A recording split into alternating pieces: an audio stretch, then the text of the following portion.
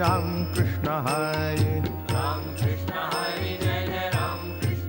शेठ हलवाई सार्वजनिक गणपती ट्रस्ट आणि सुवर्णयुग तरुण मंडळाच्या वतीने उपस्थित सर्व भक्तगणांचे सहर्ष स्वागत करतो. अमृत अनुभवाचा आपण अनुभव घेत आहोत. महाराज आपल्याला त्याचं प्रत्यक्ष कथन करीत आहेत आणि आपल्या डोळ्यासमोर ती अनुभूती प्रकट होते त्यांच्या बोलण्याने. आज नेहमीच्या प्रथेप्रमाणे श्री राम हरी कदम माजी पोलीस अधिकारी हे महाराजांना हार घालून त्यांचं स्वागत करतील. त्याचप्रमाणे यशवंत पायगुडेजी हे पोथीला हार घालतील.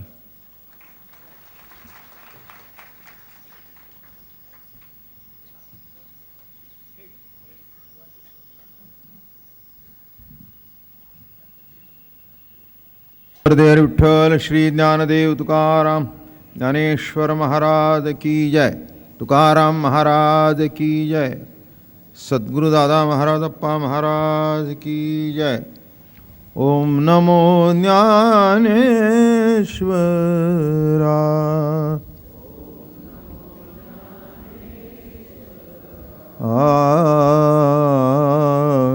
ओम नमो ज्ञानेश्वरा.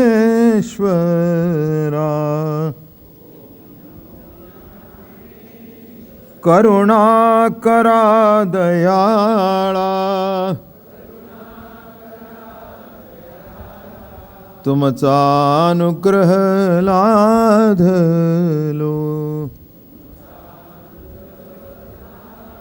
पावन झालो चराचरी तुमचा अनुग्रह लाधलो. मी कळा कुसरी काहीच नेणे बोलतो वचने अतिभाविका.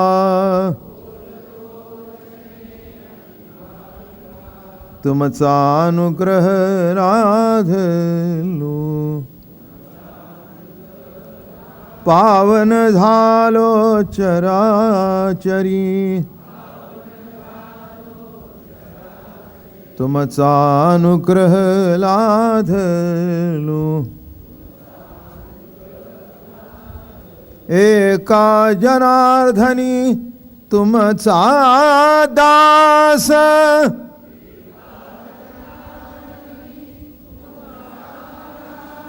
एका जनार्दनी तुमचा दास.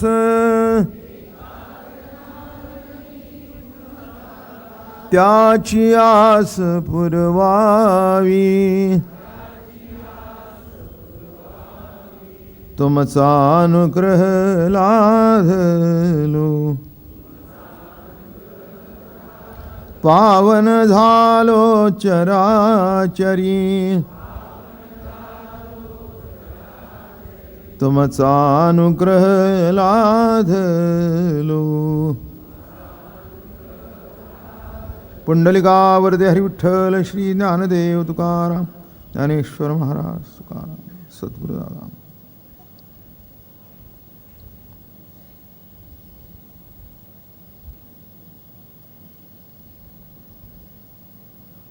माऊली महावैष्णव संत श्रेष्ठ ज्ञानेश्वर भगवान आणि आपल्या या अलौकिक अशा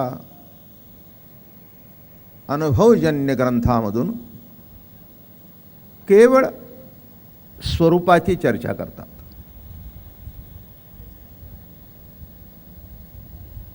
संचित क्रियमाण प्रारब्ध मागील जन्म पुढील जन्म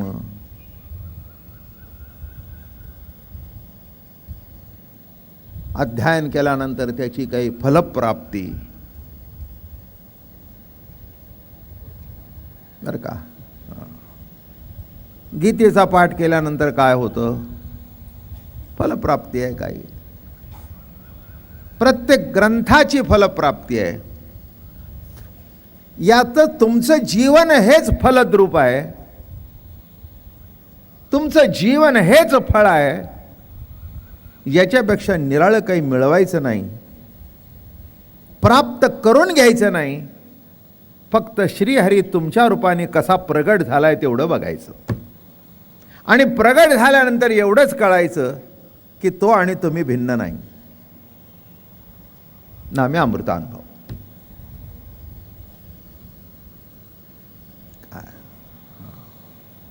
गीता सुद्धा सांगते फळाची अपेक्षा करू नकोस. मोठं गमतीच आहे बघ. फळाची अपेक्षा करू नको गीता सांगते. मग अर्जुनाला लढाया का लावला? हे देवाचं बोलणं असं असतं, दोन अर्थी बोलणं. फळाची अपेक्षा नको, बरोबर आहे ना? मग पांडवांचा पक्ष का घेतला? कौरवांचा घेऊन हरवायचं होतं ना. फळाची अपेक्षा देव नाही म्हणतो, पण त्याला सुद्धा फळाची अपेक्षा आहे, म्हणून जग निर्माण केलं. ते म्हणाल बाबा महाराज तुम्ही विचित्रच बोलत असता. मुळात मीच विचित्र आहे. तुम्हाला कळून येईल की काय चित्र काय आणि विचित्र काय.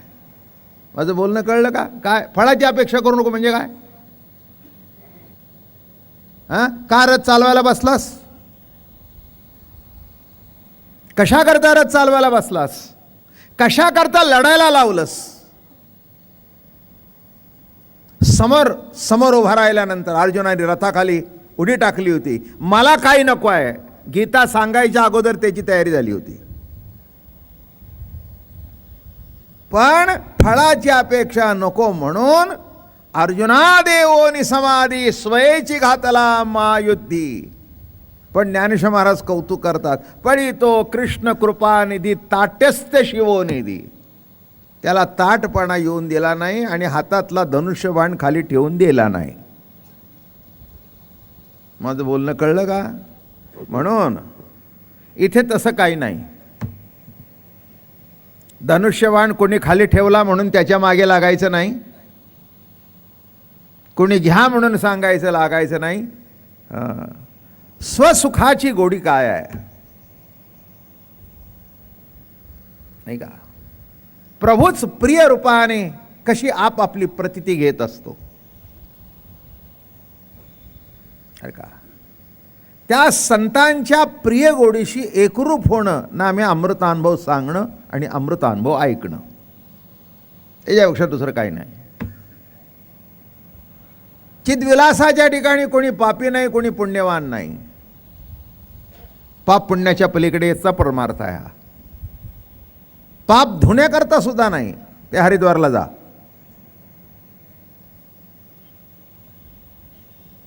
धुतलं तर धुतलं, नाही तर वर तरंगत राहतं. तेलाचा तवंगच असा असतो ना. अगदी वचन सत्य आहे की गंगेमध्ये स्नान गेल्यानंतर पाप धुतलं जाते, 100% खरं आहे. पण ते वर तरंगत राहतं. तुम्ही वर आला की तुमच्या अंगावर धुलीसारखं भरून बॅक टू पुणे.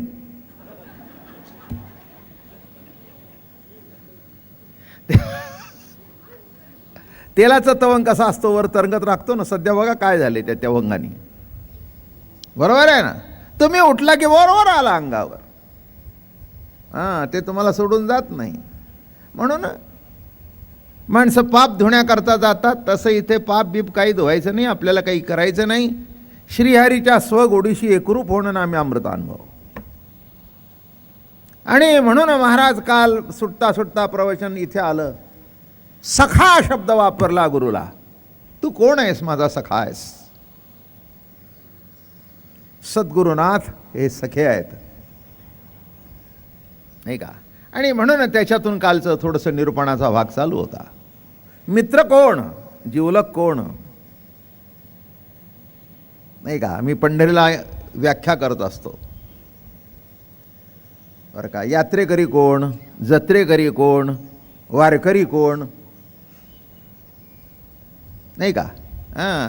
यात्रा करायला येतात ते पाप बीप धुवायला येतात. जत्रेकरी कोण, बोकड कापायला येतात. प्रत्येक गावाला जत्रा भरलेली असते. आमच्याकडे आता जत्रा भरली काय नाही महाराज, 1000-2000 कापलं जातात. बरं ठीक आहे, चांगलं आहे. जत्रा, यात्रा आणि वारी. वारी म्हणजे सख्याचं सगुण दर्शन. बस सख्याला भेटणं. तो आम्हाला भेटण्याकरता निर्गुण निराकार होता, तो सगुण साकार झाला. आपली स्वगोडी भोगणे असतं, म्हणून त्याला भेटणं, त्या आनंद भोगणं. देव भेटण्याकरता वारी नाही, देवाला बरोबर घेऊनच देवाची वारी आहे. माझं बोलणं कळलं? मुलाला कडेवर घेऊनच मुलाच्या शाळेत जाणे. दृष्टांत कळला का? काय म्हटलं? मुलाला कडेवर घेऊन मुलाच्या शाळेत. तसं या ठिकाणी मोठं कौतुक आहे अमृतानुभवाचं. आणि शब्द वापरला, किंबहुना या भाका द्वैताची जेथे उपयोगा, फेडोनी स्वसखा श्री गुरु वंदिला. माझे श्री गुरु कोण आहेत? सखा आहे, सखा.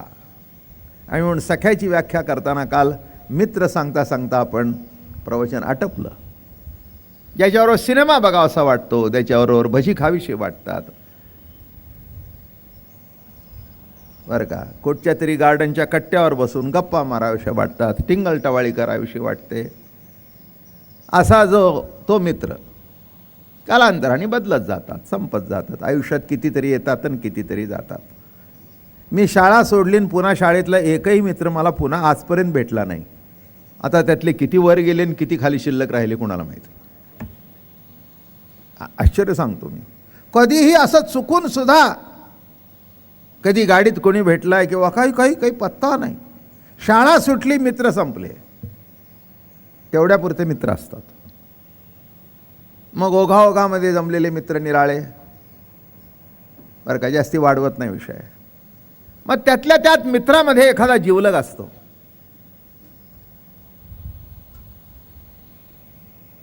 त्यातल्या त्यात मित्रामध्ये कोण असतो? एखादा जिवलग असतो. त्या जिवलगाचा उपयोग असा असतो की आपलं सुखदुःख त्याच्याजवळ सांगता येतं. काय? एक लक्षात ठेवा, माणसाला कुठेतरी आपलं मन उघडं करायला जागा लागते. हे तुम्ही पक्क लक्षात ठेवा. काय? मग कदाचित बायको सखा असेल, नवरा सखा असेल, मित्र सखा असेल, मेवणा सखा असेल, भाऊ सखा असेल, बहीण सखा असेल, कोण सखा असेल हे सांगता येत. पण त्याच्याजवळ सांगितल्याशिवाय, मन हलकं केल्याशिवाय बरं वाटत नाही. काय? वामनराव आले ऑफिसला, गोविंदरावांनी बघितलं, का हा चेहरा अगदी उतरलेला दिसतोय. काय ना बोलणारच होतं मला. काय तुम्हाला सांगू, सध्या सोयऱ्यांनी त्रास दिलाय. नोकरी लागली चांगली, पगार वाढला, तेव्हापासून प्रत्येकजण मागायला येतं. आज आमच्याकडचा आला की उद्या तिच्याकडचा आला. आता कुणाला बोलावं आणि कुणाला सांगावं? माझं बोलणं कळलं का? हां. किंवा आज वा काय सांगू तुला, आज बायकोचं माझं खडाजंगीचं भांडण झालं. आता हे गावात सांगण्यासारख्या गोष्टी नसतात किंवा कपाळावर पाटी लावून जायची नसते. पण असा कोणीतरी एक मित्र असतो की आज भांडण झालं रे, हां, तरीच म्हटलं आज डबा दिसत नाही, तरीच म्हटलं आज खातात काय डबा दिसत नाही. तिला सांगितलं आजपासून डबा बिबा काही करायचं नाही, माझं मी बघून घेईन. काय हे आता हे काय संबंध ऑफिसवर सांगायचं का? आज मी बायकोबरोबर भांडलो, बायकोबरोबर भांडलो. तोही सांगत असतो, अरे तुझं तसं झालं, माझं काल झालं होतं, फक्त मी बोललो नाही. काय? ते म्हणले तुझं त्याचं तिसरंच होतं. मुलगा इतका विचित्र वागतो म्हणला, अंगावरून गेला तरी बघत नाही.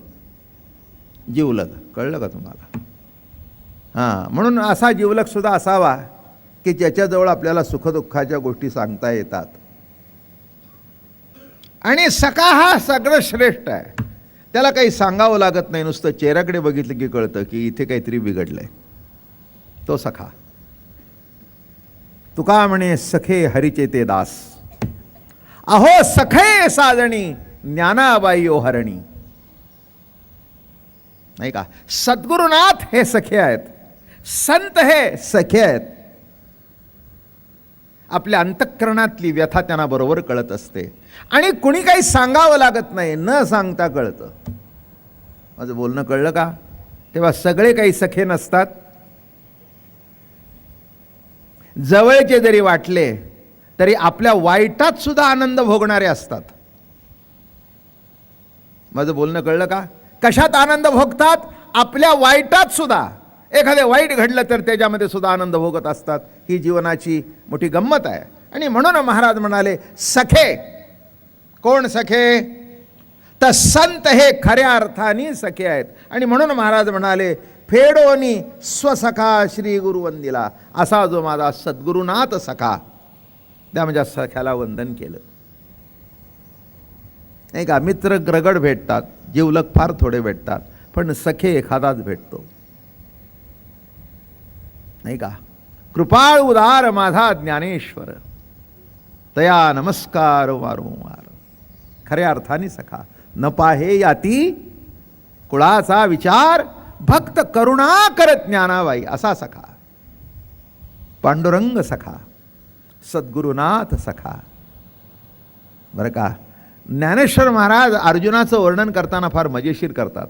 आत्मनिवेदन तळीची जे पिठिका होय सख्याची, पार्थू अधिष्ठात्री तेथीची मातृका गा. सख्य भक्तीचा पार्थ हा अधिष्ठात्री देवता आहे. मोठा आनंद, मोठं कौतुक. नाही का?